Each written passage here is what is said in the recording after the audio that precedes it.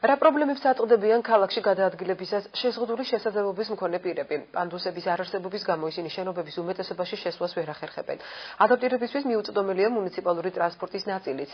რა რეკომენდაციებს იძლევიან ადგილობრივი და საერთაშორისო ორგანიზაციები? მზია მართალიშვილი გიამბობთ.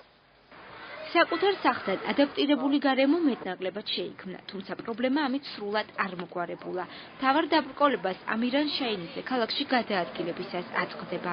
რომელი დაწესებულებაა, რომ მიხვალ პირველ სართულზე და ვсё, შით ვეღარ მოძრაობ, ვერანაირად. მაღაზიაში და იმაში, კიდე თუ სხვა თუ არ გახლავ, ვერ შეხვალ, ვერსად. შენობები ერთადერთი პრობლემა არ არის. შეზღუდული შესაძლებლობის მქონე პირები ამბობენ, რომ ხშირად მუნიციპალური ტრანსპორტითაც ვერ სარგებლობენ. ბათუმში მოძრავი ავტობუსების მხოლოდ მცირე ნაწილია ადაპტირებული და მათი რიცხვი შეზღუდული შესაძლებლობის მქონე პირთა მოთხოვნას სრულად ვერ აკმაყოფილებს. გაიზრდება თუ არა ადაპტირებული ავტობუსების რაოდენობა.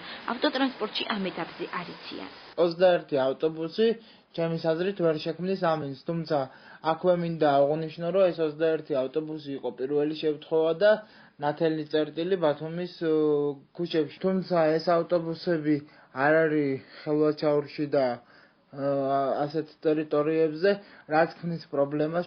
თვითმმართველობის არჩევნები რამდენიმე თვეში გაიმართება, თუმცა კვლავ მცირეა ადაპტირებული საარჩევნო უბნების რაოდენობა. სახალხო დამცველის აპარატში ამბობენ, რომ ხელმისაწვდომი გარემოს შესაქმნელად ხელისუფლებას ჯერ კიდევ ბევრი ნაბიჯი აქვს გადასადგმელი. მიუხედავად იმისა, რომ გასულ წელს პრეზიდენტის არჩევნებთან დაკავშირებით შეზღუდული შენობების მქონე პირებმა პირველად შეძლეს, რომ დამოუკიდებლად მისულიყვნენ საარჩევნო უბნებზე და მიეღოთ მონაწილეობა, ის საარჩევნო უბნები, რომელიც იყო ადაპტირებული, არის ძალიან მინიმალური რაოდენობა.